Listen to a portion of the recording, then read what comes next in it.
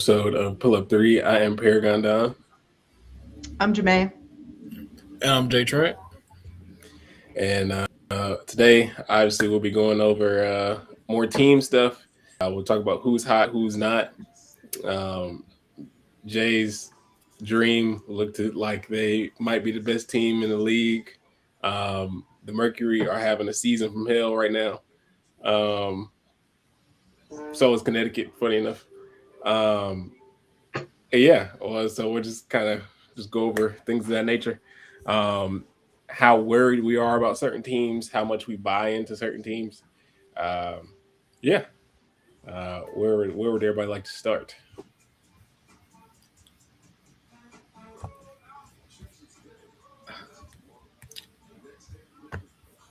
Do we want to start with the hot teams or the teams that are struggling? Let's start with the good. Let's be positive today. Okay. Team off to go ahead. What was I looking at?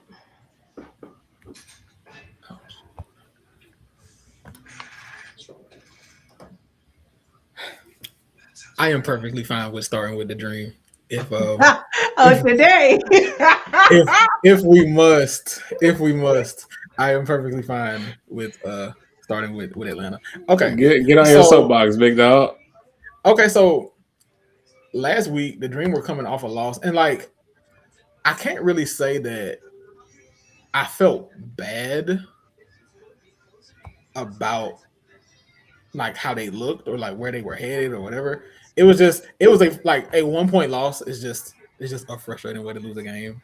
So it could be considered, more nitpicky than necessary.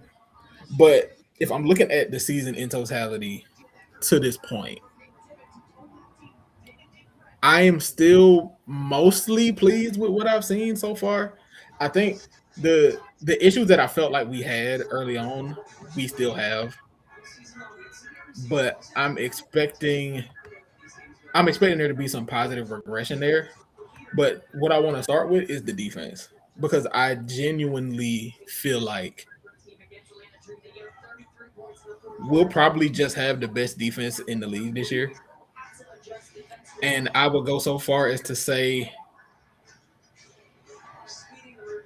we got maybe 3, 4 all defense candidates. Maybe. Name them for the class. Okay. I think Ryan Howard has just been the best perimeter defender in the league so far this year. I would also include Angel. I know that I mentioned her last week when I was talking about potential decoy candidates. I mentioned Angel. I also think Jordan Canada would be in consideration there. She would be my third.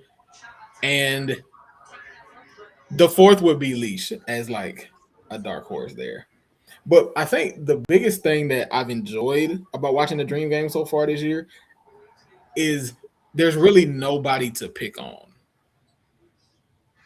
Because whatever lineups you see out there, you say, okay, we want to put this defender in action. And maybe you say, okay, we want to put Tahina Pow in action. She's their smallest player. Maybe you want to put Medina Okot in action. She's a rookie. We see how she adapts to the way that these coverages look. Other than that, there's not really anybody to target. And I think that's what's been able to keep Atlanta in these games despite the offense having a rough start for everybody but Rye, apparently, because she just can't miss a 3 right now. She is shooting 38% from 3 on almost 8 attempts per game. So the threes for Ryan Howard are falling. And in terms of positive regression, I expect to see that for the rest of the team. Leash is currently shooting 26% from 3 on 6 attempts per game. Even if Ryan shooting cools off a little bit, I expect leashes to go back up to kind of mitigate that. Tahina is shooting 4 threes a game, shooting 40%. That's been solid. Nas jumpers are not falling at all, which I think will turn around some. I don't know how much, because people can just chalk it up to the 3-point shooting last season not being real, but I guess we'll have to wait as the season progresses to see. But I do expect it to be better than that. She's currently shooting 14% from 3, so I expect it to be better than that. JC doesn't really shoot a lot of 3. She's taking 3 a game right now, and that's enough. She's more of a drive and kick, and she's currently at 7 assists per game. So she's been doing a great job with that. But I expect the shooting to get back right. I expect the defense to mostly stay where it is, especially once Bree gets back. Angel doesn't have to play center full time. We'll give her more of a chance to roam around while you got somebody like Bree who can defend post ups. And yeah, I just think the fact that the defense is able to fly around and create as much havoc as they've been able to has been the biggest plus for the Dream so far, and that's why we've only lost 1 game. Before I say anything, this hot start some WNBA graphic down here caught me by surprise. It was just really cool.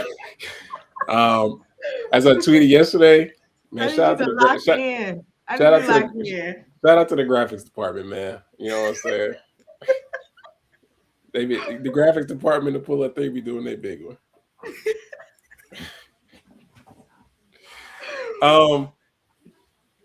But yeah, ATL is showing why we put them in dark horse contenders early to start the season. Like Jay said, offense is really their only questionable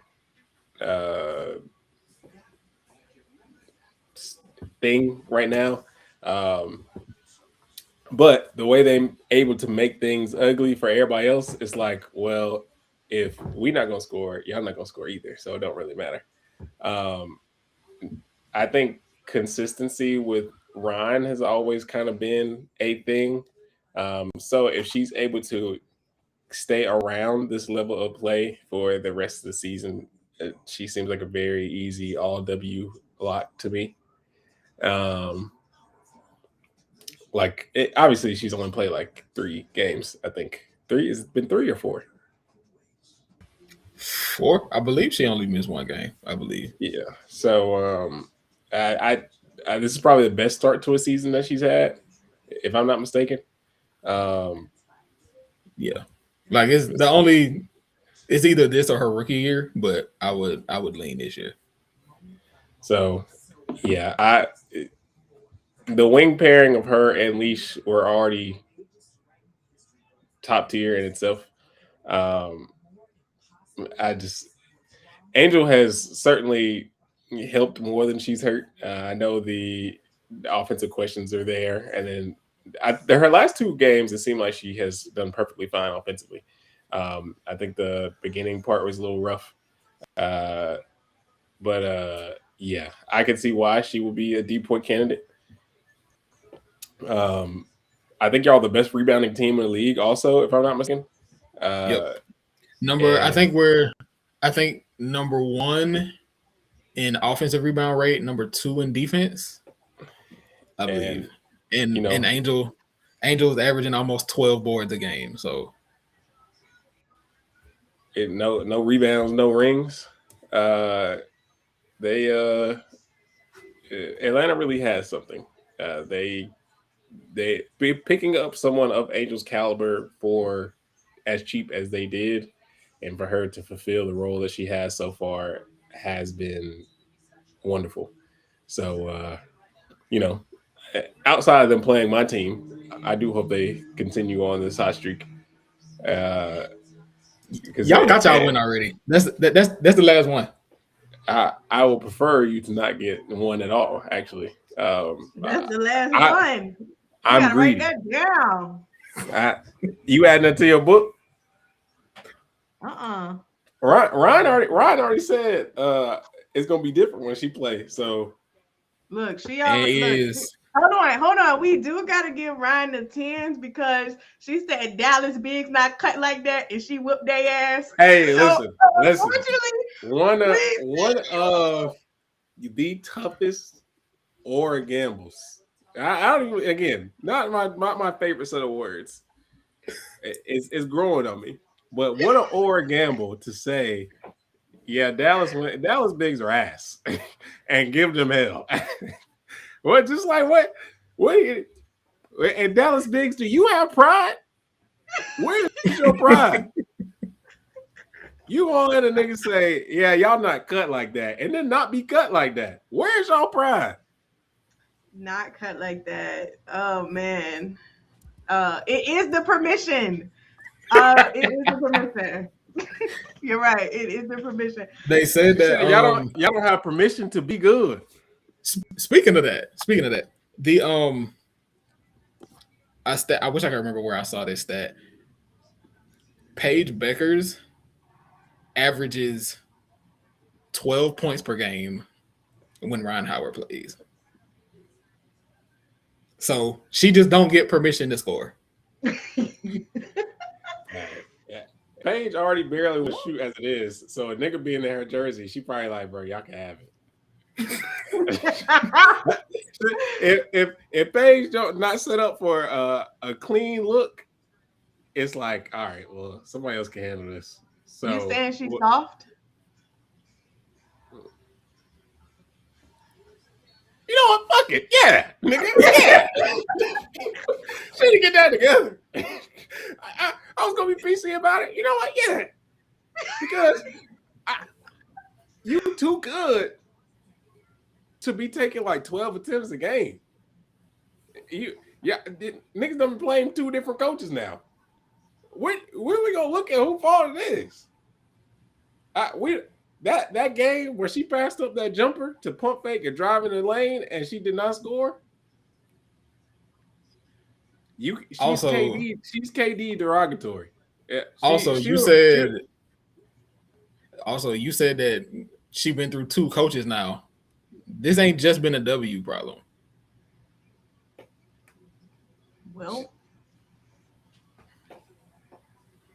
Gino was saying the same thing. The dog can't be bought. The dog in you can't be bought. You either got it or you don't. It's funny because I know she gonna go for 40 again at some point this year, and we'll be like, see that what you need to do all the time. She do shit like go for 40 on 90% shooting, and then you be like, wow, look what happens when you're aggressive. And then the very next game, she's the exact opposite. And then you got niggas blaming her teammates like y'all are taking her shot. The other people are taking her shots away. She's taking her own shots away. Actually, niggas can't take food off your plate if you move your plate. I think the funny thing about that whole discourse though is that this is not a Paige discussion. We're talking about the Atlanta Dream. Let's go back to the important thing here because I'm not ranting about that. The Atlanta Dream.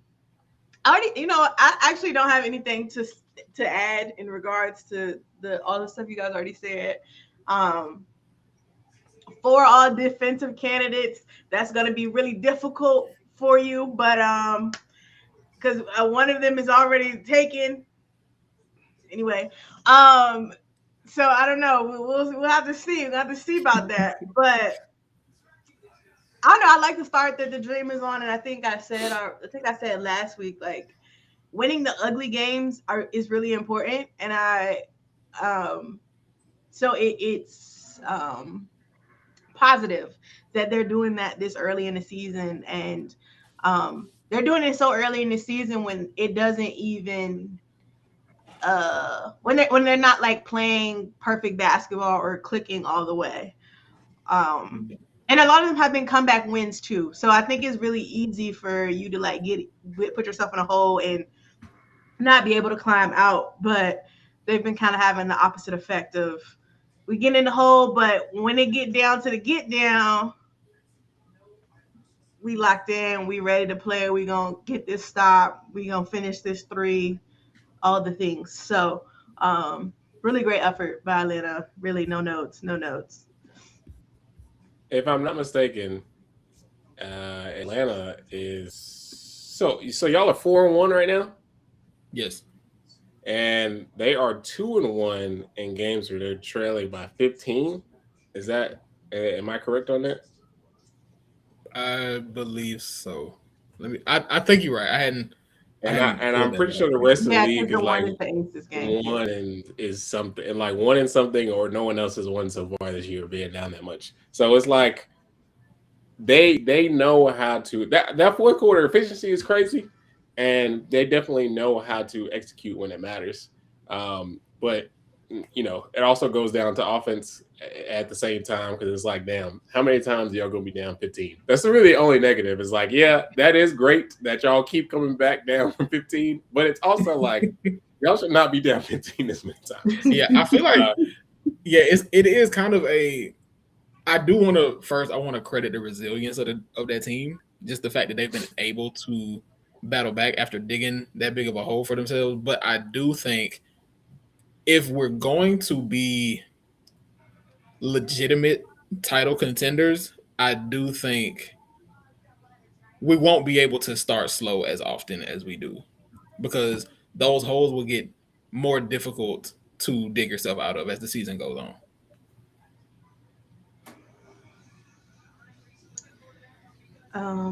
Speaking of teams digging themselves out of holes, the Portland Fire are also elite in crunch time.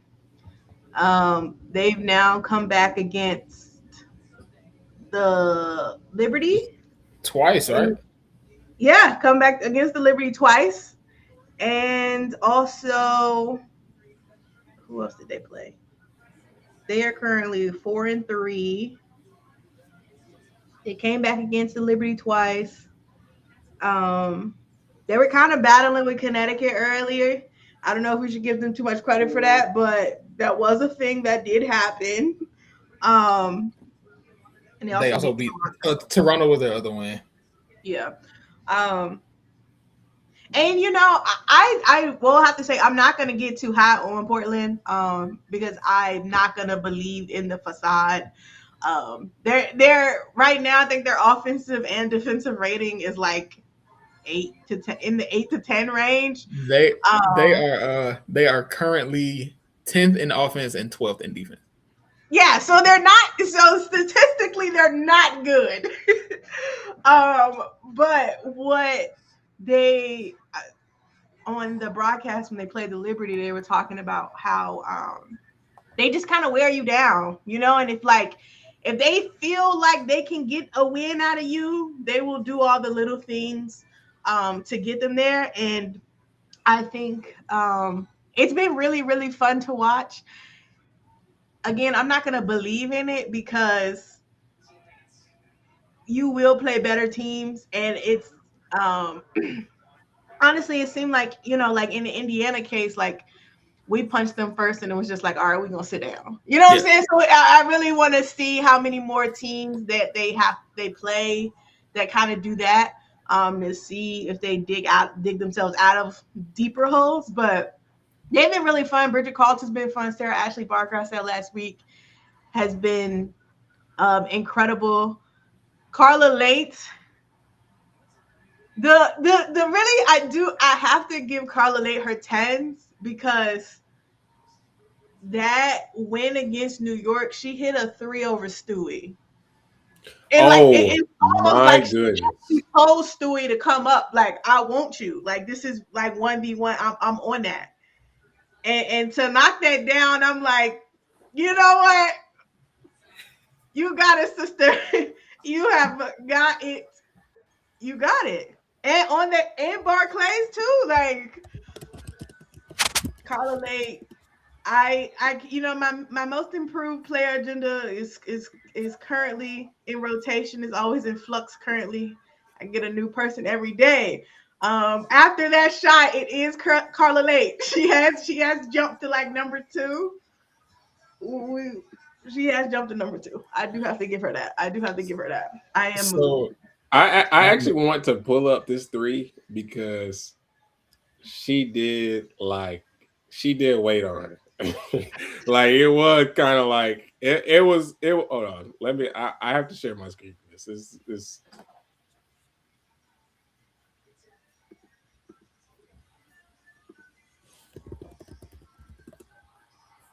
As a matter of fact, it was 2 back-to-back plays.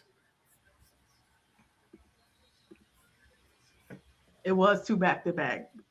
Like,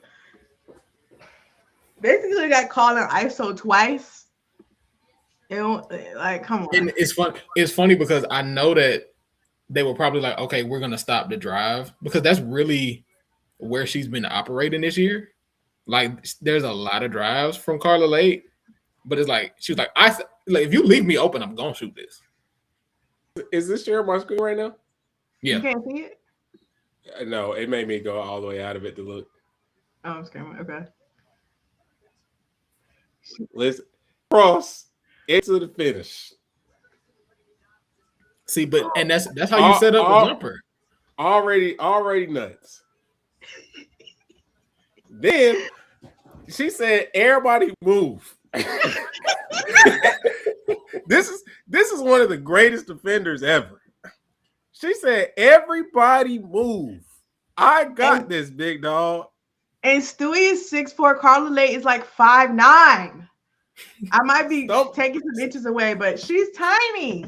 She might have fell on Stewie. Stewie might have fell on her foot. That's why she fell. This could have been L1. Bread. She is 5'9". It's like you're I think the 5'9", funniest thing, bro. And it's like she does not shoot threes. So her icing the game like that, like that makes it even tougher. What's she shooting from 3 this year? First of all, she only takes 1.6 threes a game, and she is shooting 25%. So that's real hate. One of the most non-shooting people ever just had a crazy. That's a game or a gamble. You know how mad I'd be as a coach if she missed that? Because why you just took a pull-up 3 and you don't shoot that over Brianna Stewart. But it helped that they already had the lead. Yeah, but it was 20, but they still had 6 seconds on the clock, bitch. If she had missed that and it was a long rebound, New York could have took off. Like, that's a real crazy gamble to make. And again, she told everybody to move. I think she planned on doing that from the start. She was like, she was probably like, yeah, she probably think I'm gonna drive, so I'm gonna pull this, knowing she don't shoot like that. So it's just like, yo. And that bitch was crisp. I fear. I don't. You calling clear out on Stewie? You're nuts. Honestly, that shit gotta be cash. So the fact that it was is just like, okay, yeah. You get all the credit that you deserve. Yeah. Also, the thing about Portland, and it's something that we talked about a lot during the college season, when you talk about being able to beat teams that you would consider to have an advantage in talent, you got to get threes up and you got to create havoc. And that, to me, is the reason why Portland is currently at the spot that they're at. They are top 5 in the league in 3-point attempts per game. They are top 5 in 3-point percentage. They are top 5 in turnovers. They have not been turning the ball over. They are top 5 in blocks, and they are first in steals. That's how you get upset wins over teams that people think should be beating you. Ain't Emily Inksler like top 3 in blocks right now or something? Yes. She's second. She's second in blocks. I believe Bridget Carlton is 3rd in steals. I do think that sounds right to me, actually. because she is averaging 2.3 steals a game. She might be one for real. Okay, she leads in total steals. She is second in steals per game. Second in steals per game. Also, Bridget Carlton taking a lot of threes. She kind of understands, it's like, this is what I'm here for. She's taking 7 threes a game, shooting 37%. So that type of 3-point shooting is going to keep you in games. And once you see that, like, all you need is some late game execution, and now you on top.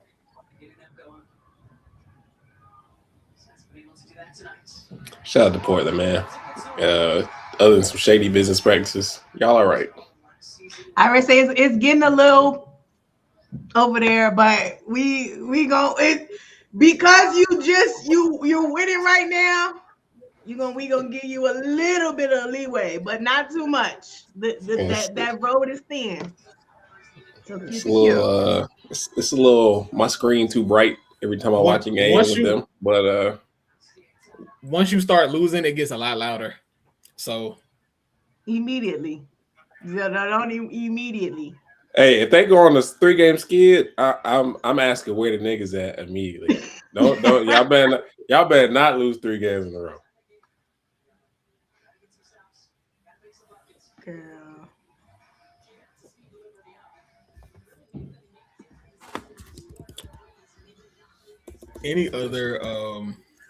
Any other hot starts we need to discuss? The Minnesota Lynx. I don't think we can skip them. Natasha Howard playing like an MVP. We also got Olivia Miles. We talked about we glazed Olivia Miles last week a lot. I won't be doing it again. But for a team that has lost all the things that they've lost in this offseason, it's like Cheryl is really doing her big one in terms of, like, this system works. And I actually was kind of laughing because Olivia Miles was talking about how I think she was talking to maybe Lindsay Whalen or somebody they were talking to. But they were like, oh yeah, like, you still running the plays that I ran when I played. And I'm like, for your system to be so solid that you've been running it for at least 10, 15, Cheryl's been coaching there for how long? You've been coaching there for how long, and teams still can't quite break you down? It's incredible. It's incredible. They're 4-2. Mm-hmm. They beat the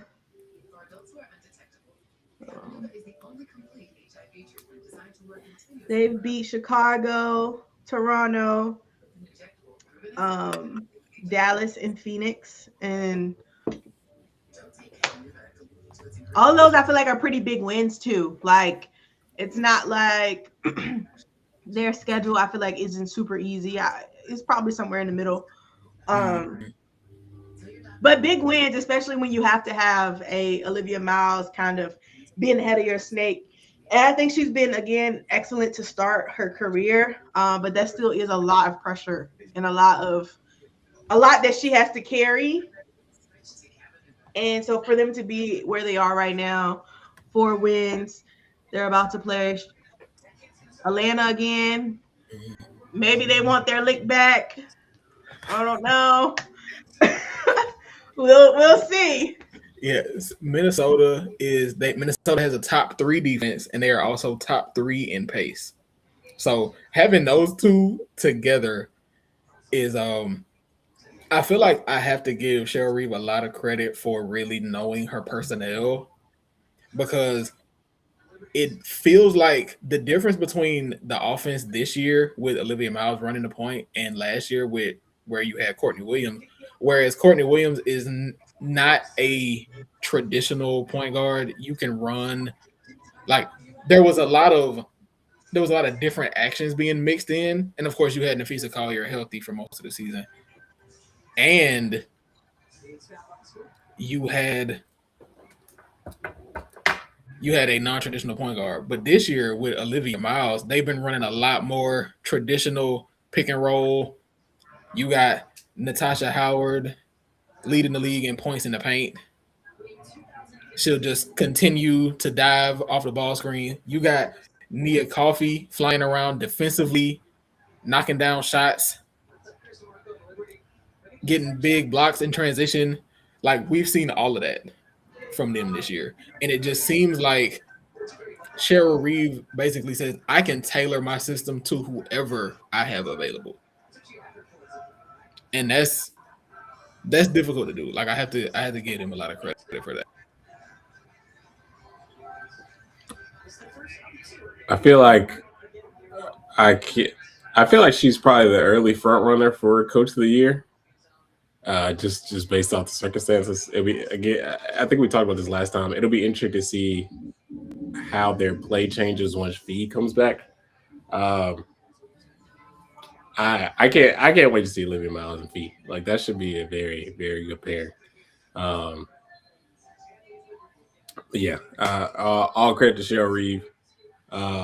Another team that I have, they're not necessarily on a hot start, but I have really liked is Seattle. I know they're 3-4. They've won 2 straight games, and it's not like they've won 2 straight games against particularly good teams. Like, they beat Connecticut and they beat the Mystics, but like they're so young and fun. It's like it's so hard not to believe in them. I'm putting my agenda now before they lose like 3 straight games. They are 1-0 in the Demon Era. Sure. They have not lost in the Awa Era. I don't even know who they play next. They play Washington next. They have to play it again tonight. They might be 2-0 in the Awa Era. But yeah, it's so crazy to see the poise that she played with as a 19-year-old. But yeah, I really like them. So money spread coming soon.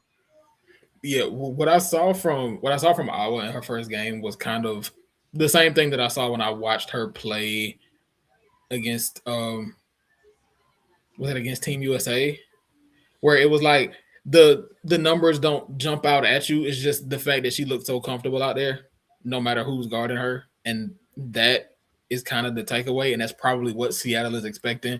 I don't think that she's just going to have a season where she puts up incredible numbers right away, but it's just the fact that she can come in, play a role immediately, and look comfortable in that role. I think that's going to be very helpful. And it's good that Seattle has kind of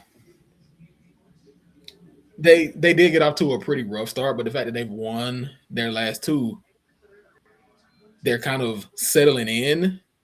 And again, it's a lot like Portland, where this is not me saying that they're just going to come out and just start blitzing teams and they're going to have a great season. They're going to win a bunch of games, but it's more about them being able to build an identity going forward and kind of get their core together and establish what that team is going to look like.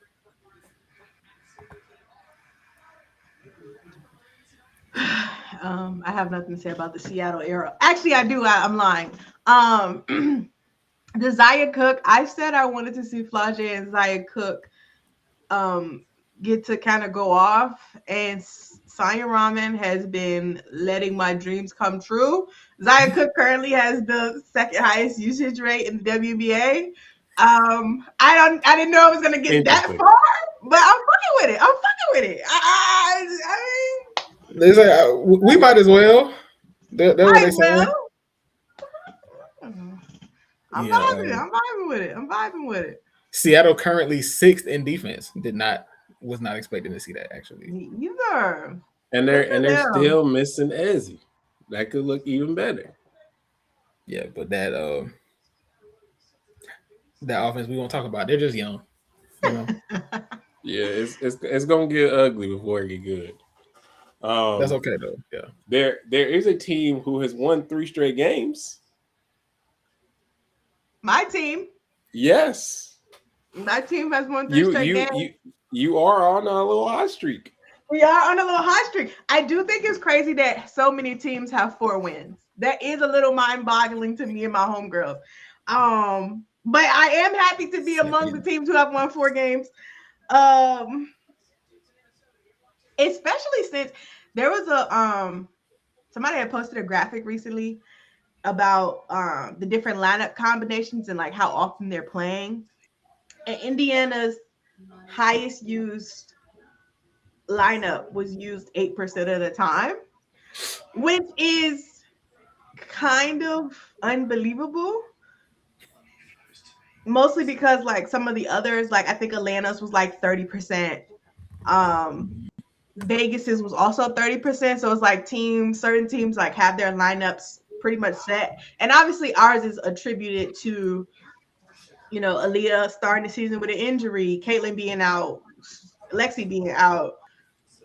We'd had people coming in and out the lineup. So, you know, it's hard to obviously have those lineups get enough minutes if people are not playing. But I think that speaks to just the schemes that Stephanie White is putting together, but also just I think everybody's ability to sort of fall in line with little to no friction.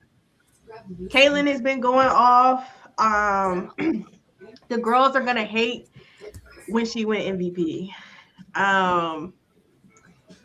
You honestly though, if she cleans up these turnovers, they might start an MIP agenda. I won't do it, but I will see. I do see a vision of how that could occur. That would be very nasty. Technically, hold on, because she's technically scoring more points. She's like a +8 right now. So if that holds and them turnovers go down, there might be a conversation that needs to be had. We won't be participating in that conversation. Actually, I do think somebody would do that though. Like I do expect that there would be some noise about that. Yeah, but yeah, I do think that it's obviously not inevitable the Fever need to continue to win, but I think it's going to be really hard to not have her in that conversation. And it's interesting too because I feel like her and Aaliyah are kind of like taking turns, kind of going band for band. So I am interested to see how it ultimately turns out in the end. Because like last season, it was Kelsey and Aaliyah, and Kelsey got the first team nod, and Aaliyah got the second team nod. Will it turn out that way again? Maybe, maybe not. Maybe let's hope both we get 2 first teams. We top 3. I do foresee it happening. Yeah, no, but I like the way we playing. Maisha Hines Allen, girl, you've earned your check. Thank you. Oh, we also just signed Grace Van Sluten, which I did like. I was shocked to see Seattle waive her, but I did like her in our she gave us like 5 minutes against whoever we played at Golden State. Yeah. So I like what we're doing. I like the plug and play. I like that nobody is doing too much. Kelsey Mitchell hasn't hit the peak that we've seen last year, but I do think that is a heavy load to kind of carry again. But I as long as her efficiency goes back to where it was, you can do whatever you want. So you don't have to pass the ball at all, actually. Just knock down them shots. Thank you. Yeah, Indiana is second in net rating so far this year. They are number 4 in both offense and defense. They are 3rd in assist rate, which I think matches the eye test. Just being me. Turnovers, they're like middle of the pack relative to assists at least. So I think, and I do think that is sustainable for them on both ends.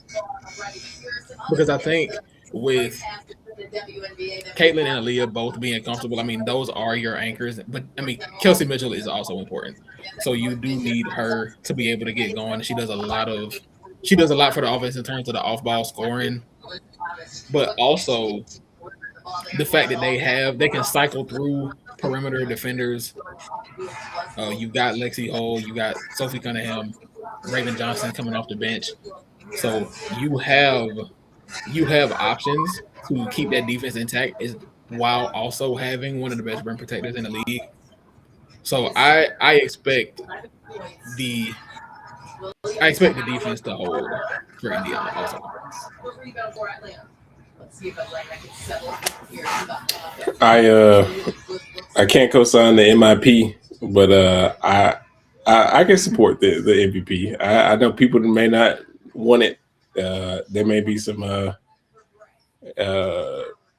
nasty after effects just because. But I mean, you can't help how people respond to certain things. But she certainly played like she deserved it. I know there was a agenda when I think they lost and then she got hurt and then they beat the shit out of was it Toronto? Yes. No, it's so Portland. there was Portland. So there was some dictator agendas going on. But then they won 2 straight games after. So I mean, you know what I'm saying? It's Indiana looks really good. They look like a team who is fresh off of taking the defending champs to 7 or 5. Excuse me. That's all you can ask for is to keep up the momentum that you displayed in the playoffs.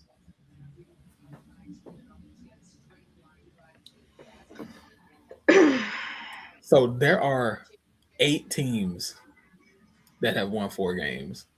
Well, there are now because New York just won. Theirs don't even fucking count. You know what? This is a great segue because Phoenix, you'd have pissed me the fuck off. I've been trying to defend y'all. Let me change this caption first before I need to calm down. Actually, too, I need to calm down because I need to calm down. But why you do that? I just want to say Connecticut has more losses than some teams have played. I just wanted to say that before I forget. Well, yes, but also why have they played 8 games? No, really, and they've been on the road. Like them babies is tired. Like the Dream ain't played but 5, and Connecticut has played 8 games. Has BG played in any of them? She played in the last. BG has played twice, I believe.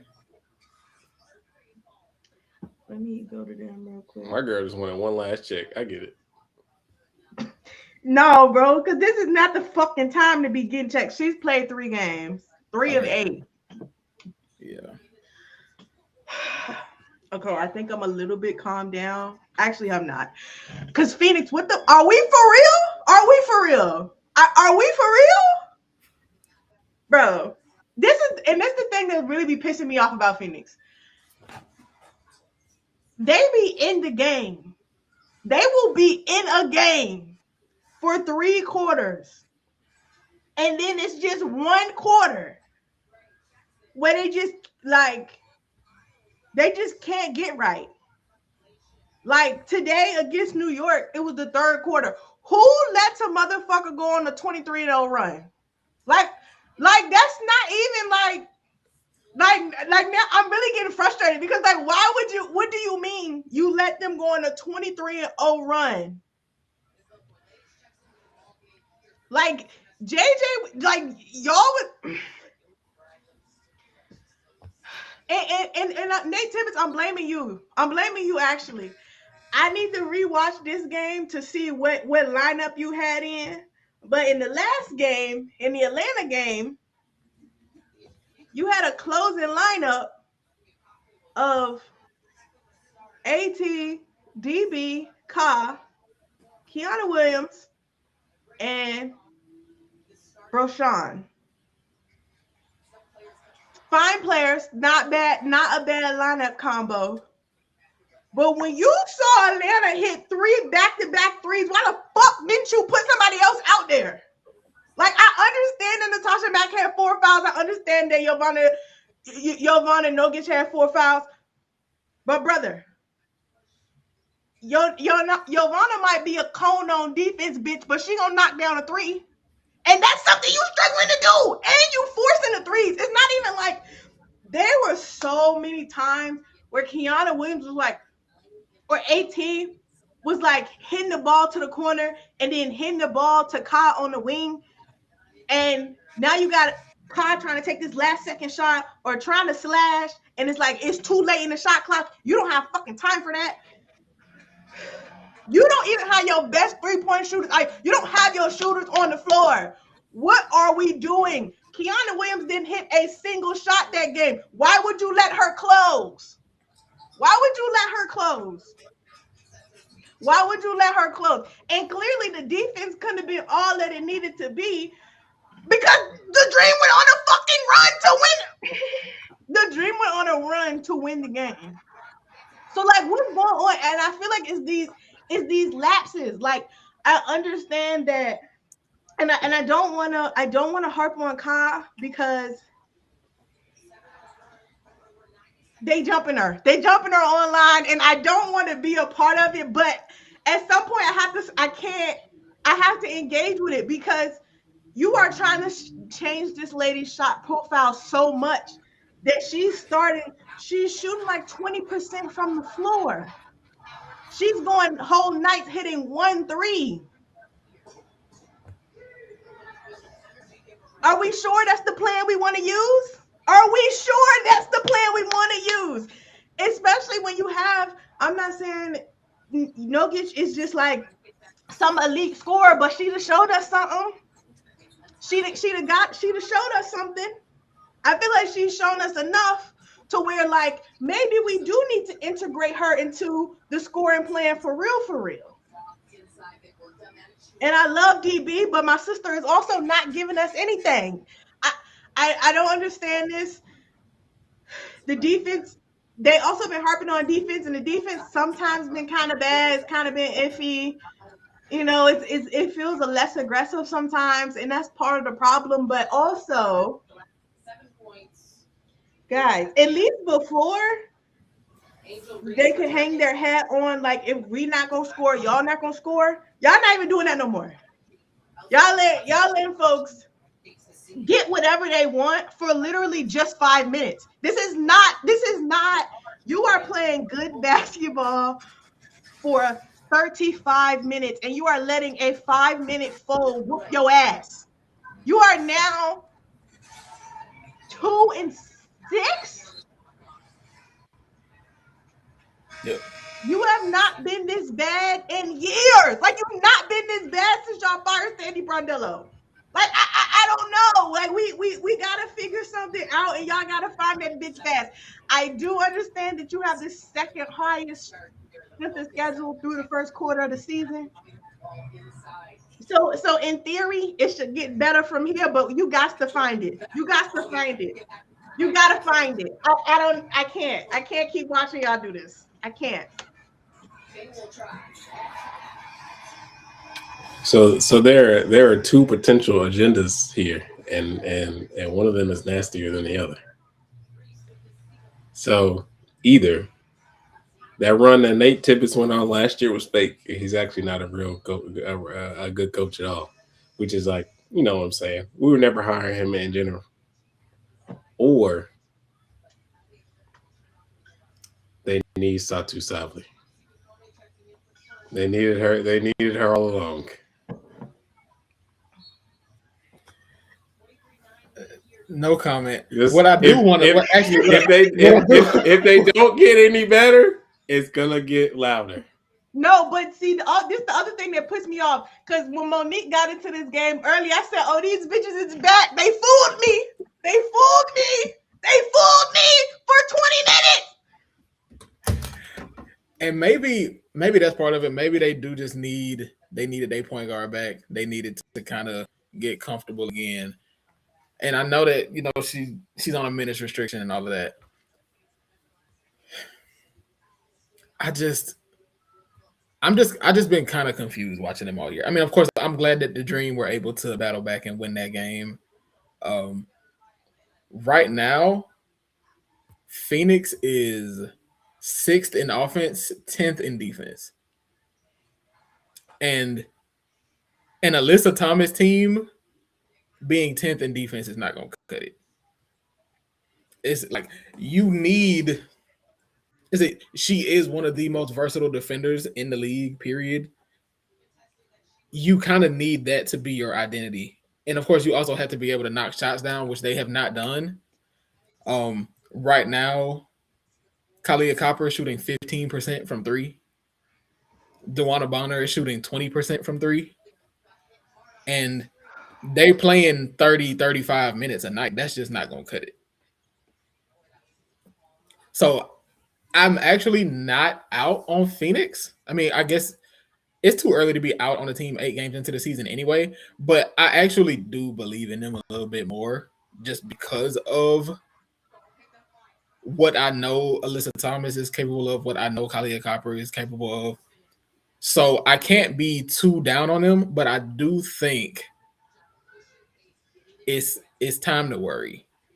And I know you got this 2-game road trip against New York. You already dropped one. It would really be helpful if you could pick up this next one. Because going into this game, going into this little mini series, the thought process was these are 2 teams that really need a win. And it's honestly still both of you niggas need to win. Like New York, you not coming up off this embarrassment. Y'all let Portland beat y'all ass twice. I'm on your ass forever. But Phoenix, girl, you gotta win one of them. You gotta win one of them. Yeah, so they really need to win this next one because getting to a would that be 2-7? That's obviously it's a long season, but it starts to get really difficult to climb out of that hole.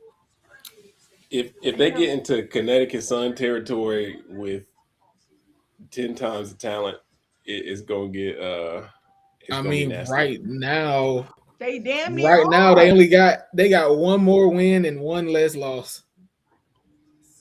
The Connecticut right now.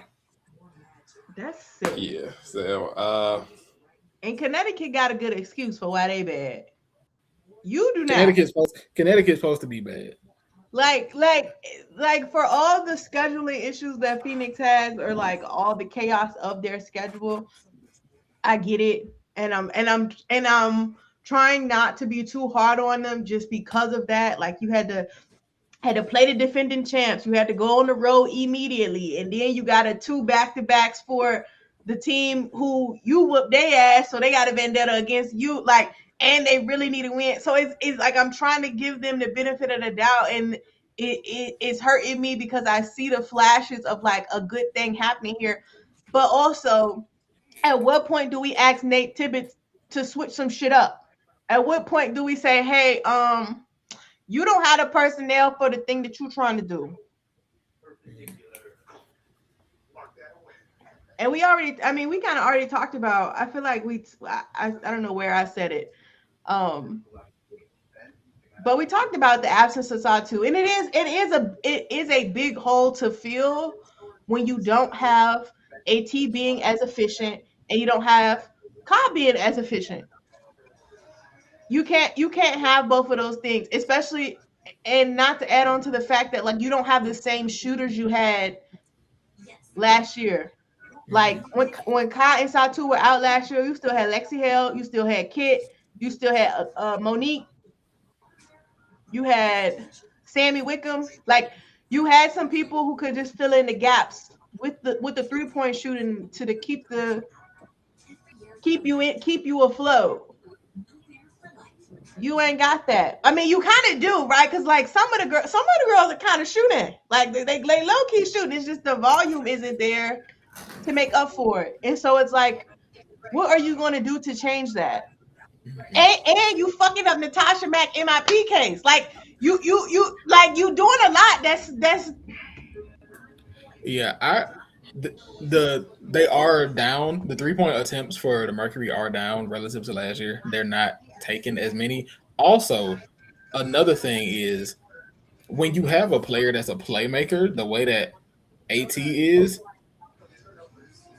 Phoenix is 12th in assist rate, which means there's been a lot of ISO.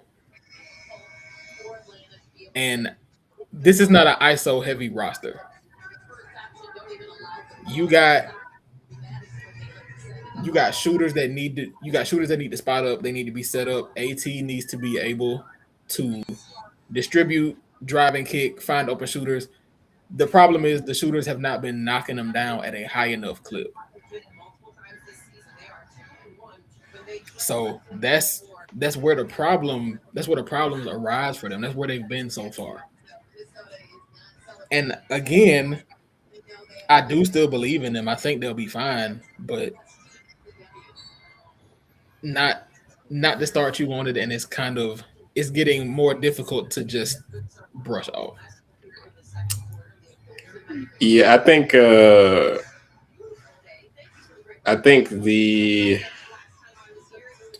I guess the critiques of Alyssa Thomas led team is kind of coming to a head in a sense of like, obviously she's not a first option scoring wise. So when other people are not doing their jobs as good as she is, it's hard for her to single-handedly win games, I guess is the way I want to put it. Like if you had games, or we've had games where like everyone other than Asia looks like ass, but like Asia's able to put up 40 and win, or like Fee is able to do whatever, or like Stewie is able to do whatever she needs. It's like AT doesn't necessarily have that. She has an entirely different specialty, which is fine because when it works out beautifully. But when you have Ka not being as good as she was, and then they don't really have so it's almost like they don't have like a primary or secondary scorer per se. Like their best scorer right now, is it Dewana? No, it's still Ka. Yeah, it's Ka. Yeah. Well, at least as a part, like, yeah, it's still Ka, but I like as far as production wise. Well, how much is Dewana at for? She's not doing anything. It's still Ka. It's Ka.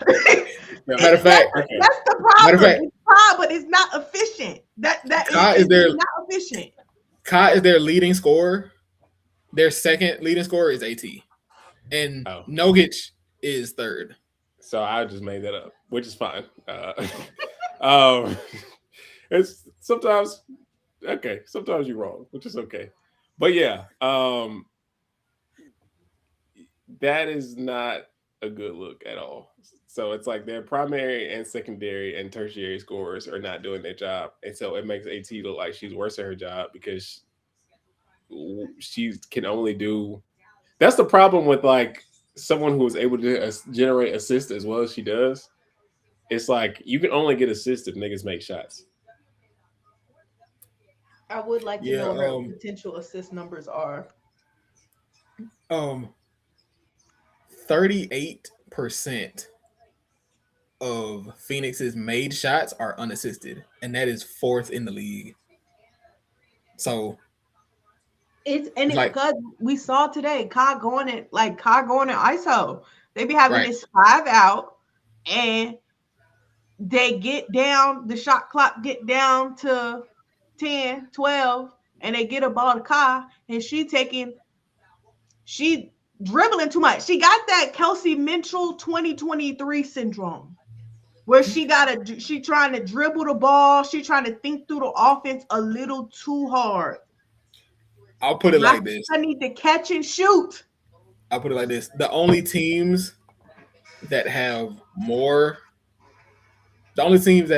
less of their shots assisted either have rookie point guards or second year point guards. So you got Portland, whose point guard is Carla Lake. You've got Minnesota, whose point guard is Olivia Miles, and Washington, whose point guard is Georgia A. Moore. And those are the only teams that are producing a greater percentage of unassisted shots than Phoenix. And that just cannot happen. That can't happen with this personnel. Yeah, I think Monique will settle some of this out of like actually creating some offense, but we got to do that fast. We can't be having Ka doing as much decision making as she is trying to do.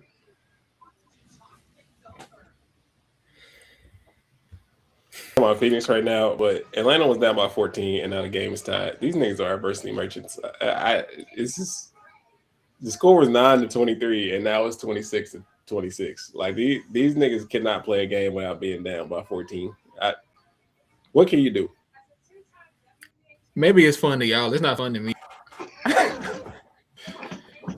Like, bro, I'm over it. It's okay. It's stressful. It's stressful. Very much so.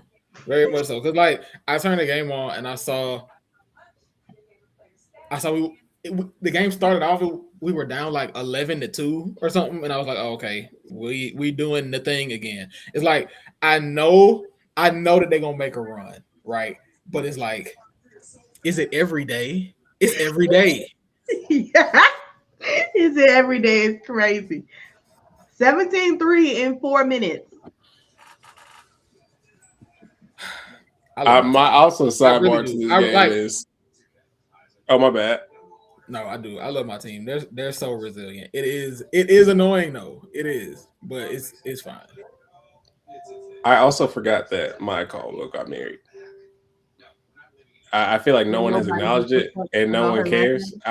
No one has even said that like at all. I've only heard people call her Maya Caldwell. That she turned around, and I was like, damn, that jersey kind of long. It's hyphenated. They was like, yeah, whatever. Anyway, I'm not saying they should do that, by the way, but that's what they've been doing. So, dude, she doing it. Her Instagram name, I think, is still Maya Caldwell. So, I mean, yeah, she need to go ahead and stress that if she mean it. That's what you want. Sydney Taylor is hooper. And I mean this time. Because I feel like last time I said this, she was like 3 for 12. And I didn't notice. She really was. It looked good. It looked good. So you was like, she hooping. She hit 2 straight shots. I said, damn, she hooping. And then I went to go look at the stats. And she like 3 for 12. And I'm like, oh, you actually aren't. But that shit looked fire. That side step looked crazy. But right now, she's 7 for 15. And she just hit another step back 3. Like, that's proof that momentum is real. Momentum is real because it's like when they say, oh, this player shot 6 for 19, but each of them 6 felt like it shifted the game. What they say felt like a shotgun blast to the chest.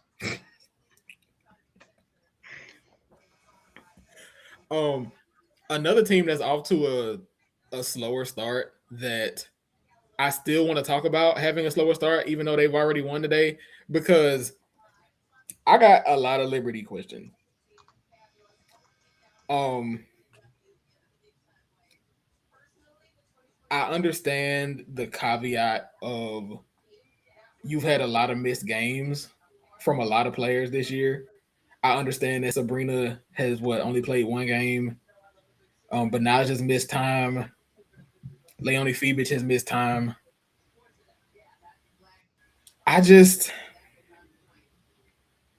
outside of today because they blew Phoenix out. But I just have a lot of questions about what's being done. Like when I watch them play, I get confused. I'm like, what are they trying to do?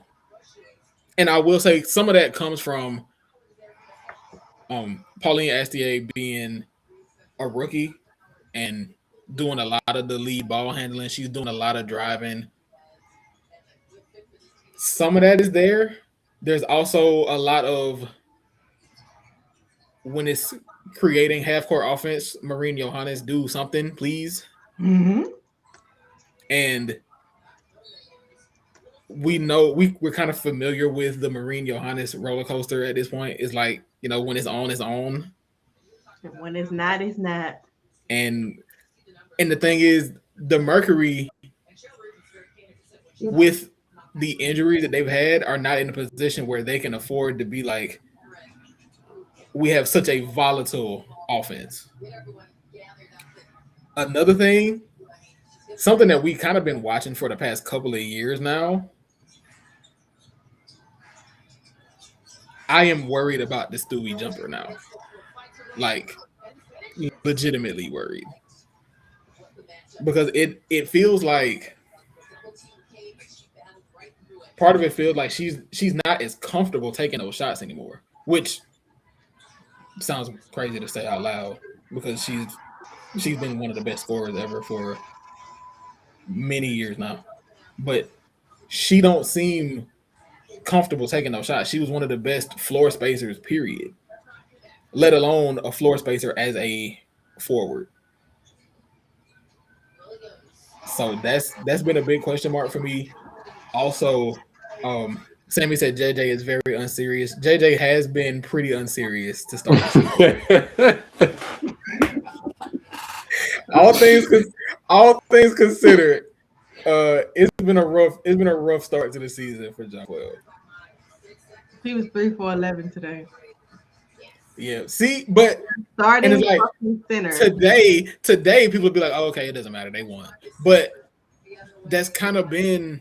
I'm like, she was 5 for 16. Still not good, but not good. Hey, she cared enough to take 16 shot attempts. She took 7 threes. Okay, maybe we're back on the same issue. One of them was hold on. Jonquil Jones took more threes than Astier, Stewie, Benajelani, Hanju, Leonie Fibich. She literally took, the only person she didn't take more threes than is Marine Johannes. And that lady hit 5 threes in the first half. So now I got a question, and this might be the problem, but I got a question. Ain't John Coyle a better shooter than everybody you name? You are correct. But that's the problem. That is the problem. That's That is the problem. But you know what? I like it. Let her ass stay on that 3-point line. When y'all play my center, when it's time to play my center, make sure y'all keep that same energy. Put her ass right on that perimeter. Yeah, keep her where she at. Cause don't even worry about it. Let me see. It's funny because JJ, the threes really have not been falling for JJ this year either. Like, Marine is shooting 37% from 3.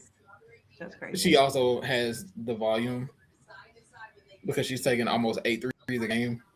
But JJ is down to 29%, which is going to be untenable for them if that's what they're dependent on. Stewie is currently shooting 20% from 3. You know what's actually so I was watching a Dunker Spot and they were talking about the Liberty, and Steve was talking about how he feels like he was just pointing out that like we need to think about what the Liberty want to do and what they're like and what's actually happening. And I was like, nothing is actually happening because once they get down, they kind of doing the same thing the Mercury doing low key. But I think they think it's more effective because they have better talent.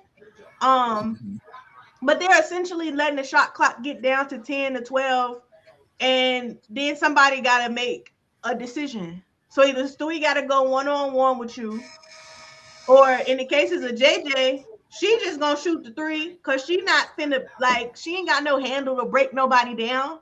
So you getting all of these like kind of terrible shots, and they just kind of have to live with them. And at first I was like, maybe this is what they're trying to do, but I'm now under the belief that's not what they're trying to do, because it really did look like for a minute that they was just like, okay, well, we just have better talent than y'all, so we just gonna go 1v1, and it ain't really been working because the legs are not what y'all think they is. But anyway, yeah, it's I'm not loving it. I don't want to see it. Actually, keep it up, because again, when you get to my team, let's keep this same energy. yeah. The one thing that the Liberty have done well to this point is they do move the ball. The assist numbers are very like the assist rate and all of that very high. So I do expect it to clean up, because in terms of when you talk about what are they trying to do, it does seem like they're saying, okay, we will continue to move the ball until we find the shot that we want. And you say, eventually, we'll be getting the right looks and the shots will start to fall. But it's just kind of been questionable at best for now. And of course, I do think things will change once their lineup get healthy and everybody comes back. They got their legs up under them. And I didn't even mention Satu earlier when I was talking about players that have missed time. Satu is also missed time. So yeah, we'll see. Including anaphylaxis may occur. Get help right away for swelling of your face, mouth, trouble breathing. Don't stop asthma treatments. Unfortunately, I can't bring myself to be, I guess, too worried about the Liberty. I feel like they'll figure it out, because I feel like most of the time they figure it out. And then when you have a team as talented as theirs, and when you have Stewie on your team, it's like if anything else, they're gonna win off of some talent. I'm more interested to see when. Okay, I'm glad they called foul on that, because that was nasty. If anything, I'm very interested to see what happens come playoff time, because then you only are playing the best of the best, and like all your weaknesses get exposed. But yeah, I think they just need a little run as a completely healthy team to really gauge for real. But yeah, they do look a little not upper echelon, but we'll see. Yeah, I do ultimately think they'll be fine. It's just I just got some questions about what I've seen so far, but I agree.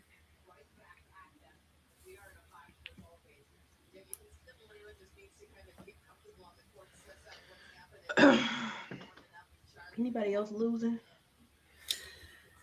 I feel like half the league has 4 wins, so it's like y'all mostly doing good. Oh, the Connecticut Sun, but honestly, I can't in good faith talk about the Connecticut Sun guys. They were not supposed to be good. And last year when they got Layla Khan, I want everybody to realize they went what? They won a total of. Did they hit double-digit wins last season? Let's see. I think they did. Did they get to 11? Let's look. I know I tweeted it the other day, but I can't remember now. They won. Is it self-study? Oh, I can't. Yes, they won 11 games last year. Okay, so let me just remind everyone that last year the Connecticut Sun without Layla Lacan, they were 2-17, which means they were bad. They were bad. That means they were very bad. Very bad. Okay. Then with Lacan, they were 9-16. That means they got better, but they were still bad. And they had an easier schedule to close the season. So they are a bad team. Like I get that is a little sad and a little frustrating to watch, but like this team is not good. In fact, I've seen people complaining about Rashid Mazine. Is that how you pronounce his name? I think so. I've seen people complaining about his rotations and like him not putting in people to win or whatever. And like, yes, I do think winning games is important. And you know, during crunch time, we should maybe think a little bit more about that. But this is actually the time where coaches should just be throwing out lineups and letting people cook. You know what I'm saying? This is the time for the girls to be getting the reps. Because guess what? They're not gonna win. They're not winning games this season. I don't know who needs to hear that, but like I would be shocked if they win 15 games. Shocked to my core if they won 15 games. Like that's the kind of team that they are. And not even to mention that their team got significantly younger. Their average age last year was 27. They are now down to 24. They are young. They're supposed to be bad. Like this is a team officially full of rookies. They're supposed to be bad. Like I don't know. I can't emphasize enough that they're supposed to be bad. And really, when Demon Lacan show up, we gonna have a little bit more fun. But them niggas are still gonna lose. They're They still will gonna still lose. be losing. They're gonna still lose. I don't. Yeah, that's it. That's it. That's all, girl. Like that's it. That's all. Unfortunately for Connecticut fans, I agree. I do think. Well, never mind. I was gonna say at least Juju is coming, but they're moving the team. So, um, in the chat, Sammie said, "Does Lynn Roberts know that Kate Martin can only play 12 games?" Um, it's funny because I think Kate has already played 4, and people have been talking about this Kate Martin thing, and they've been saying, do they think that the Sparks front office is going to cut one of the rookies so they can give Kate Martin a roster spot? And I'm not convinced of that. But I guess Lynn Roberts sees something in her. I don't know. If they do that, they are running a money laundering front. I Because feel like if they did, they probably cut in Tanaya. I guess I just feel like In that terms wouldn't of be minutes worth. played, If Tanaya. if they cut Tanaya, I need her in Vegas the night of. I'm screaming. Ain't that far from LA. But Kate Martin's playing like 7 minutes a night in those 4 games. So if them 7 minutes is that valuable to you, I don't know. Like do what you need to do then. But it might. I mean, they might be. Excuse me. I'm trying to think because like who they playing coming up? Because KP is. I don't think they have enough injuries though for like. Hard to. Yeah, the way that Toronto they activated Milic to from a dev spot to a hardship contract, which I don't understand how that works either. The CBA did get signed, and we do need to read that as a group because I need to understand these developmental players. I'm gonna read it when they're gonna get released. Because I need to understand how this works. I'm confused by how some of this, like, if somebody go play 4 games for a different team, like, are your 4 games gone? Period. Like, do you get does it reset? You get to play 12 new games if you show up in somebody else's city? Like I need to understand how that works. But yeah, I don't know. We know that Lynn like a white woman. I that should be shocking to no one. In terms of the next few games, they have a Friday, Saturday back to back on the road, which is nasty. The Sparks play Washington on Friday, and then they play Connecticut on Saturday. Okay. And then their next game is Tuesday at home against the Aces.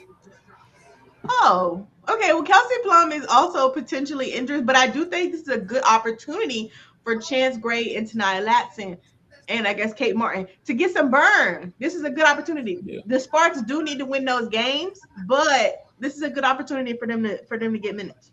I think if they decide to go that route, because I'm not like obviously she's not Kelsey Plum. Kelsey Plum has been the league's leading scorer this year. Mm-hmm. I think the Tanaya drives could be helpful. Yeah. Like just to supplement some of that. Obviously, she's not the same caliber player, but you can kind of run some of those sets and see what she can give you. Mm-hmm. Because I know initially after the draft, Lynn Roberts was saying she expected Tanaya to be in the rotation. So this is kind of her opportunity to do that. Because I do think they said that Kelsey Plum will be reevaluated in a week. And I know I've seen people say reevaluation does not mean return. Right. So it could be longer than that. Hopefully Kelsey Plum is not out for too long, because I do think she's been the most important piece for LA to this point. So they'll be looking to have her back as soon as possible. Sammie also said, "Oh no, to Vegas, please."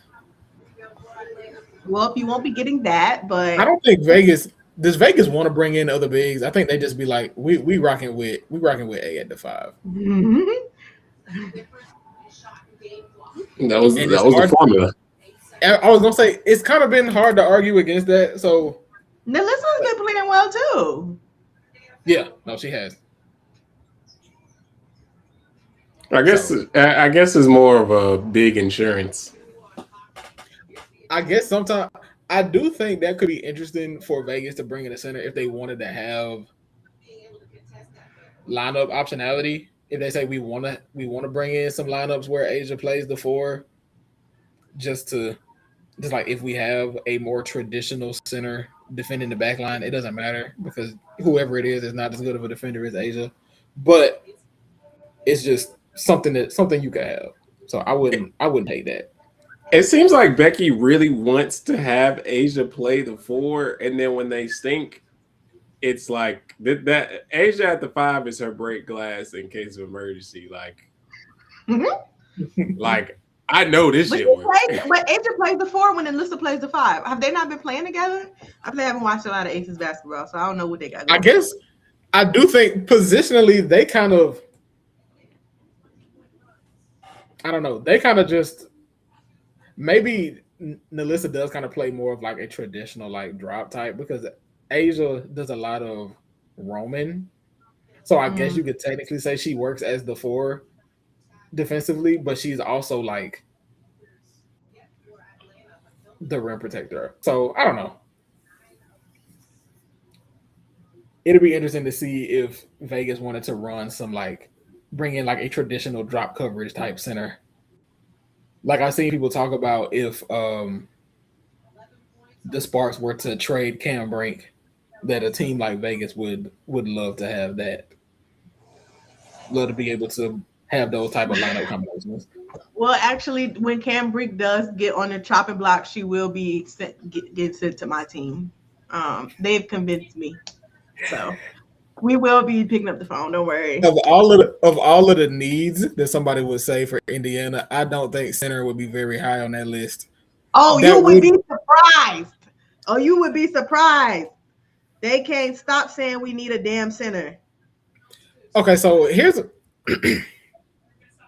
I'm not gonna soapbox this too bad. There are. I do think if your team does not have an elite center, you do need multiple quality centers. If you got an elite center, that elite center is playing 30 plus minutes a night. If that's the case, how much are you investing into that position realistically? Clearly a lot.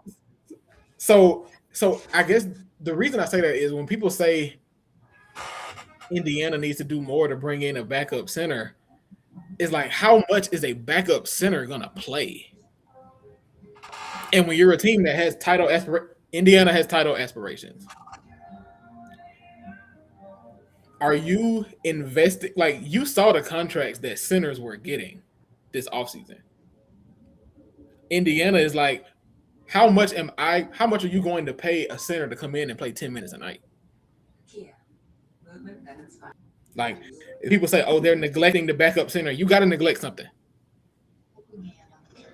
And it's like, if Aaliyah misses a bunch of time, you're cooked anyway. Correct. That would be correct. I think my other additional thought to that is just like, there really are not that many like elite backup bigs. Like, first of all, the center position is already slim. Y'all told us positional basketball, we don't need y'all. Okay, so the position is already getting paper thin, and now you're telling me that the backup big got to be about 75% of your starting big. Girl, you're not getting that. Like, I don't know who y'all going to get, but you're not getting that, like, at all. This is why I tweeted the other day, like, who's the best backup big? And we got Naz Hillman, who's not a big. I mean, she's a big, but you know, she's tight. Not a center. Small. Right. Yeah, she's not a center. You get E-Will, who's been around the league for 8, 9, 10 seasons. Like, you're not getting the girls you think you get. You know what I'm saying? Like, to your point, you need somebody to pay 12 minutes to be serviceable. Like, you just need them to not stink. Like, that's it. Like, I think we all need to reevaluate what the backup means, because you're not like, you gotta, the backup big is not giving you 15 and 5. I'm sorry. Right. When you have an elite starting center, your backup center is there to tread water, more or less. And not to say that there aren't, I mean, obviously there are certain things that you can be like, okay, we can put this big in and we can get to these actions or whatever. It's like, you simplify it for your backups. But the teams that invest a lot in their backup center probably don't love their starting center. So that's how the resource allocation kind of works. At that point, you're saying we kind of doing this by committee, and sometimes that works, but sometimes it don't. And when you're a team like Indiana, who has a more traditional starting center, your backup center you want to be able to do similar things with. So you need somebody that you're going to be able to convince to come in and say, we got like 11 minutes per game for you.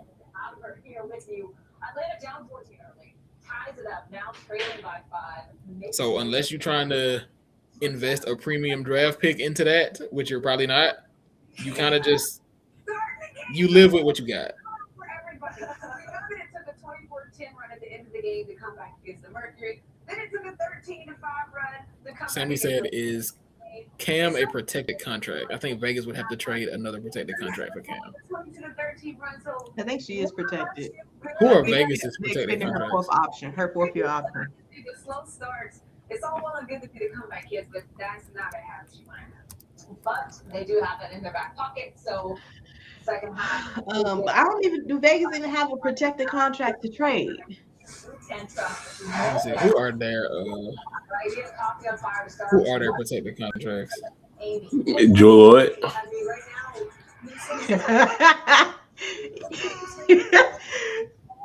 They can't even afford Jewel if they wanted her.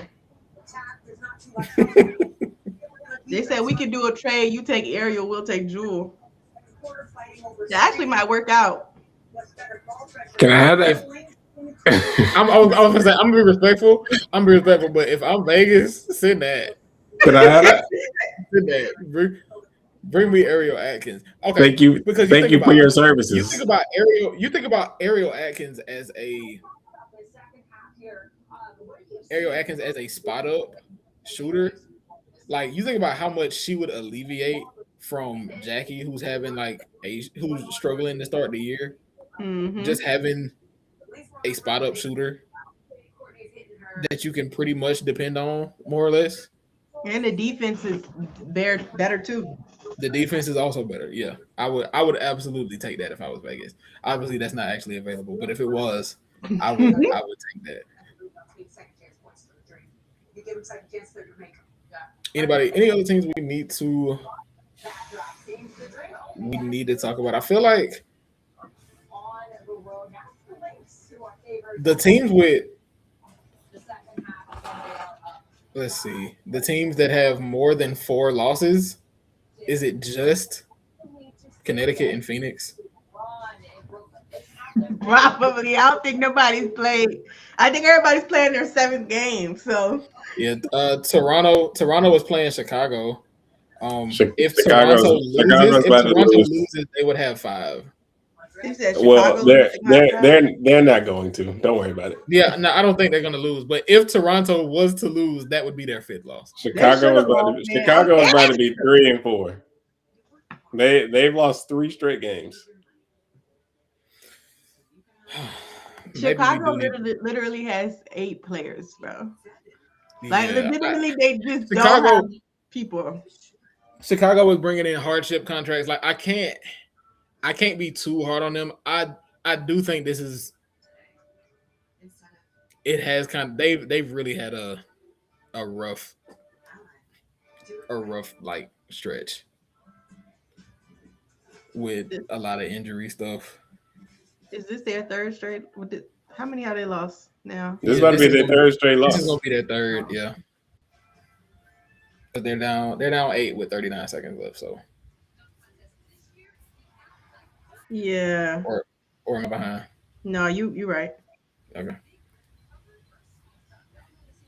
Well, Marina Mabry, you going to hell. Sammie said Asia, Jewel, Jackie, Chelsea, Liz, Talbot, and Dana are the Aces protected contracts.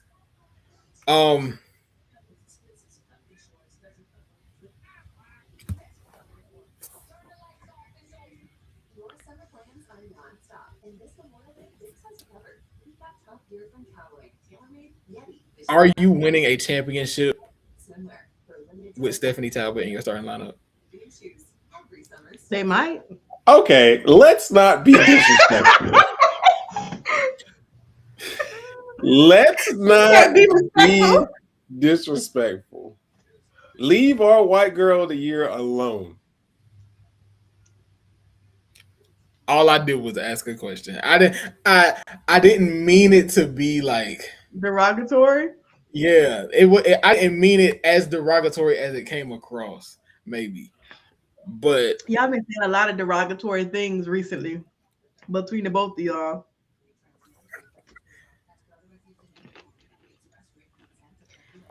I just have a question. That's just my question. You could though. They could win. They could win the championship. Actually, I don't want them to, so I'm gonna say no. But listen, with Asia, anything is possible. Uncommon favor. They gonna live or die by that philosophy. I want you to see this. The starting lineup when we beat the Liberty. We can win the championship with anybody if Asia there. Bro, Chicago trying to spam threes. Oh, because I hate when the teams start getting good at the end, please.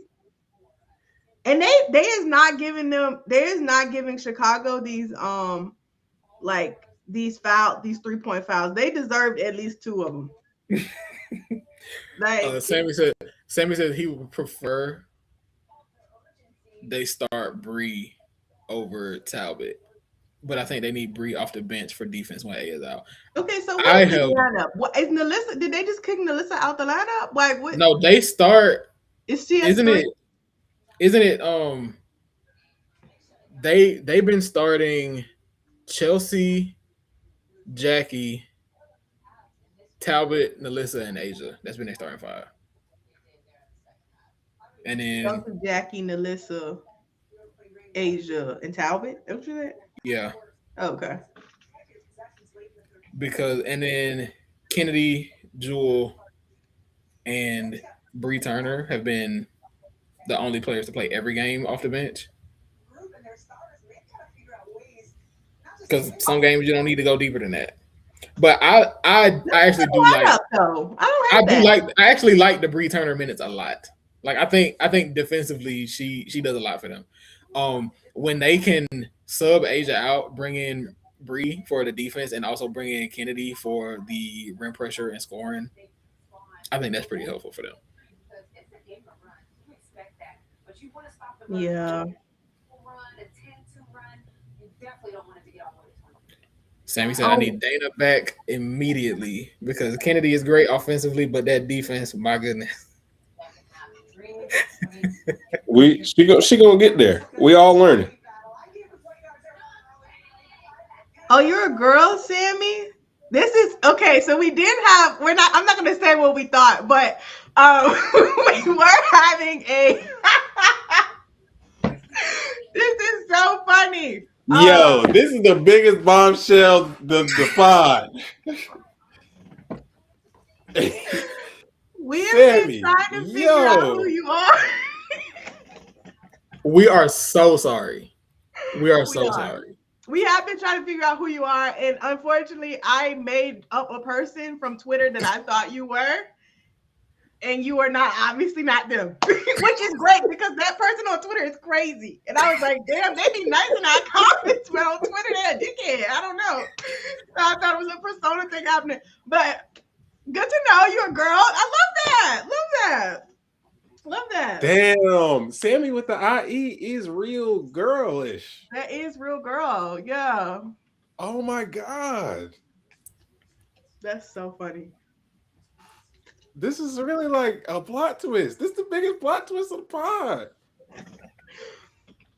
This is so funny. Oh my God. We know we have women listeners. Thank you, because I really don't like talking to men that much. Yeah, if the ratio not good, it's too many niggas that like the pod. It's like it get real nasty. If too many niggas like any pod, that was it'd be like, why is that?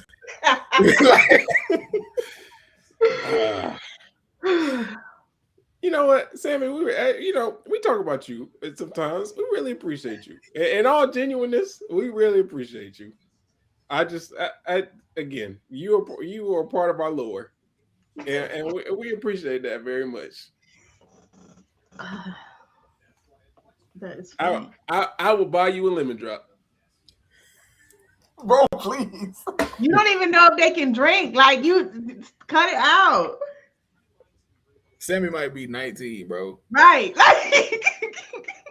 Niggas ain't have. Okay, now we're being prude. Brother, that's illegal. Like, at least do it off camera. Like, we don't do that. We do not support underage drinking on this pod. Okay, I don't. But I would.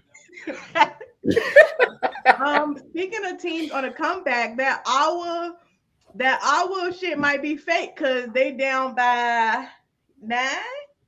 No, man, they just no. They just put her in the game. They were down by it was like 11 to 2, and they just decided to put her in the game, and she already got 2 points. Oh, they on a run right now. But with who? With who?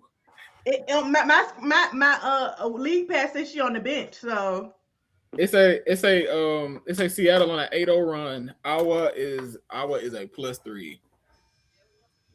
Okay, Because 801. it's Demon. If they lose, it's because they didn't play her enough. I'm with that for reasons. No, But like spamming. When she got in the game, it was like 20-9.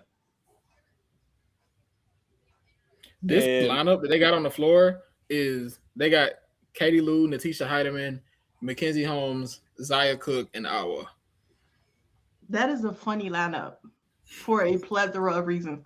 Literally everybody sans Natisha Heidemann was not in this league a year ago.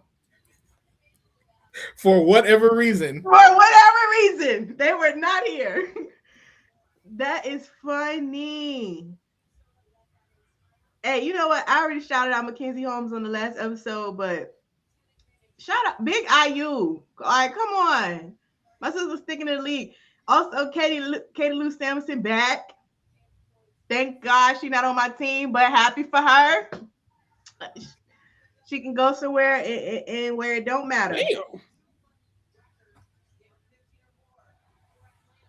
I will say I am getting concerned about Dom's concussion because she'd have missed like 4 games now.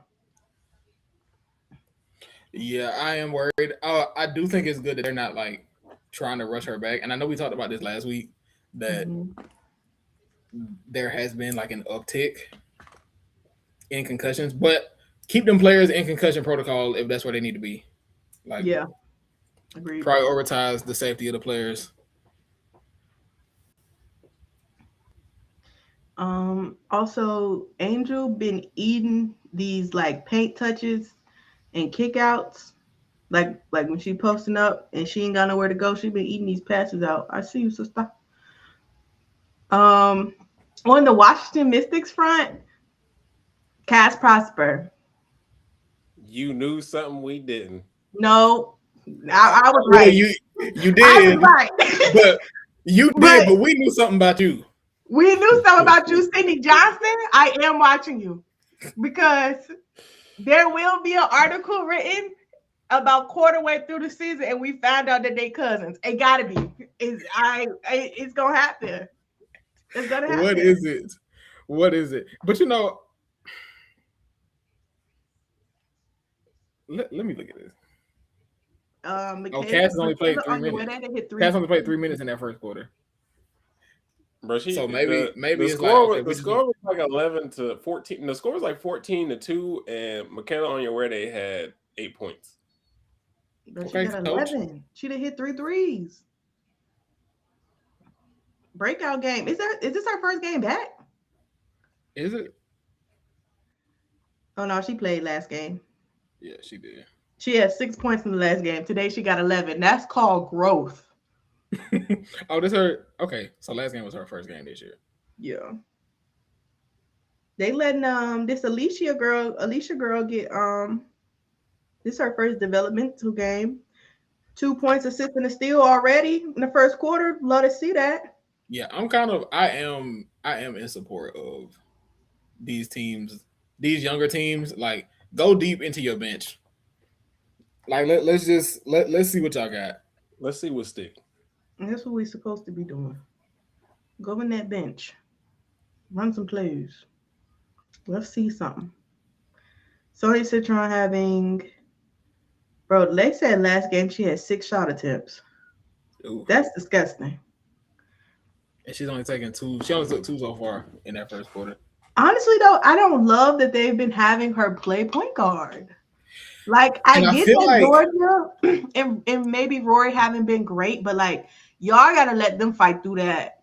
Like, yeah, I feel like they're giving Sonya a lot of on-ball responsibility out of necessity because they basically got 2 rookies at point guard. Mm-hmm. But again, they need them reps, and y'all need to be finding what combinations are going to lead to consistent winning. Is this her Ryan Howard arc? Maybe that's what it is. Which, interestingly enough, I do have to give a little bit of credit to the Point Ryan experiment because the secondary playmaking from Rye this year has been very good. I have been a fan, but honestly, Point Rod would have been fun if the shooting wasn't so bad. If we could have and just I think the fact that she doesn't have as much on ball responsibility has helped the shooting, and yeah, that was kind of my worry. It's like I always knew that she had solid vision. She could be a playmaker, but when she has too much on ball responsibility, that leads to a lot of the shot attempts being pull ups, and she's so effective off the catch that you kind of have to be able to mix those in. yeah, So that's what I have enjoyed. yeah. So yeah, maybe that's what Washington is trying to do with Sonya, giving her a lot of these on ball reps, but we'll see. But I don't know. I feel like she's been handling it pretty well. But obviously, I don't know. You need to let Rory and Georgia figure it out, and maybe even Cody. Let's get some big guard Cody in there. That's a big guard. I feel like I feel like if you on a bad team, I'm not. I feel like it's been a trend of letting your wing run the point for a little, like a half a year or a year, and I feel like if they really committed to Sonya Citron being like the face or one of the faces of the team, I don't feel like it's a bad gamble. Because I mean, if they're gonna stink anyway, we're gonna stink on my terms. Yeah, we gonna stink because I'm making my best player uncomfortable. it's not like it's not the worst thing. Like I think she's been fine. It's just like I don't know, throw something else out there. But obviously, this is what, game 6 for them? Game 5? I think it can be good for her development, but let me see. But yeah, I think that like I don't think it's a bad thing to mix it in. I just don't want it to be like a full-time thing. Kind of the same. I mean, the same way I felt about the way that we did it with Rye last year. So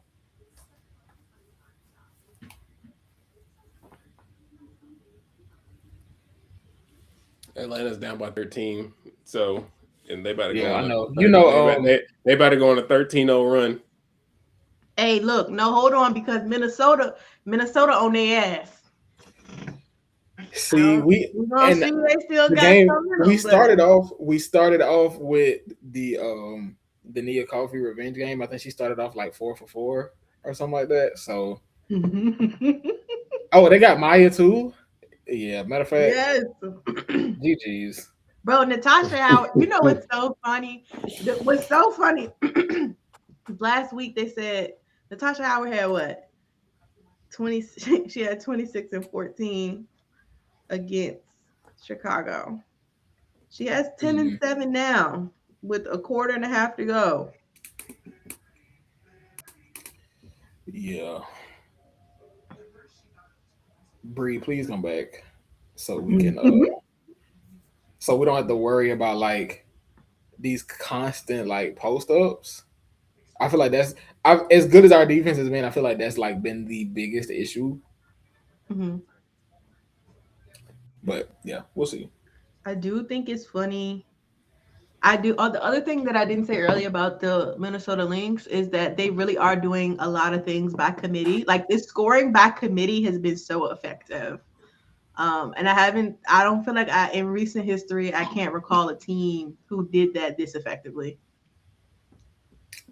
Sammie said, do we think Minnie has a better bench now than the title run? So 2 years ago? Probably. Wait, hold on. Because if he come back, you send Nia Coffee to the bench? Mm-hmm. So then you got Nia Coffee, Maya Caldwell. If they still had Chikova, I would have said yes. But they don't have her no more. But Dorka will be back. Dorka come back, yeah. Okay, yeah. They showing me something. Yeah, I can get there. Better than let me think. The thing is, during the championship run, that was when they had Natisha coming off the bench. But Natisha and they and Jess Shepard. Yeah, and Jess Natisha, Shepard. Jess Shepard. Let me go look at that team.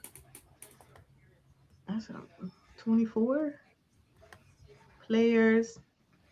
They had Maisha Hines Allen, Chekchi, Sika, Diamond, Olivia Popu.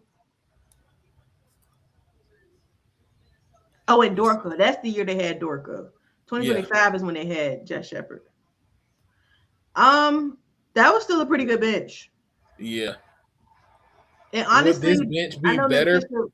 I do think that this bench now could be better. Somebody got to find the 3-point shooting of Zandalacini, but yeah, I think that's the biggest. Which could, well, I feel like Maya is a better defender, but maybe not a better.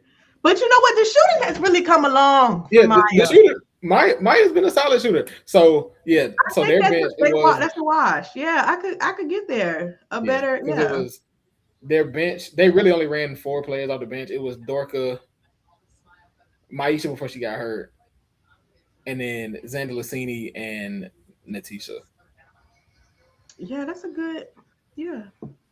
Yeah. So maybe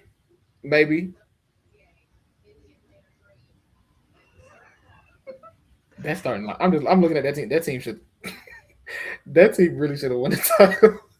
That's how I feel about that 2023 Liberty team. I'm like, bitch, how did y'all not win? I can never get over that. Team should have won the title. Courtney K Mac, Bridget Fee, and Alana Smith. Wow. Yeah. That was crazy. It's actually still insane that they didn't win the title. Yeah. They thought they was gonna have a 2014 Spurs moment, and then Alyssa Thomas happened. No, that was New York. That was last year, because that was when they traded for Dejanay. No, I mean like they lost in a tough championship game, and then they tried to run it back. Yeah, but see, honestly, had they not lost Dejanay, I do think they would have won. Like, Fee needed to obviously be healthy, but like, had they had Dejanay, I do think that she looked different. Yeah, I think that's fair.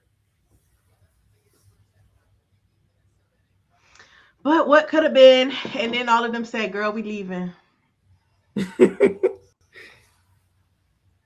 Cheryl Reeve stimulus. Hey, and when the Lynx win a championship in 3 seasons, I'll know something. They won't be back. Maybe Jess Shepard will be back. I think she'll be back, but everybody else, good luck. Yeah. Are all hearts and minds clear? Mine is.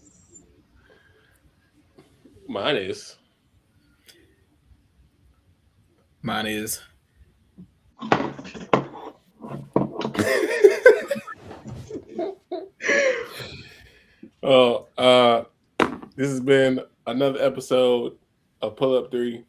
Shout out to Sammie. Again, you say you don't like to take us to alcohol because you ain't never had a lemon drop. But this has been another episode of Pull Up 3. I am Paragon Don. I'm Jamae. And I'm Jay Trent. And we are out.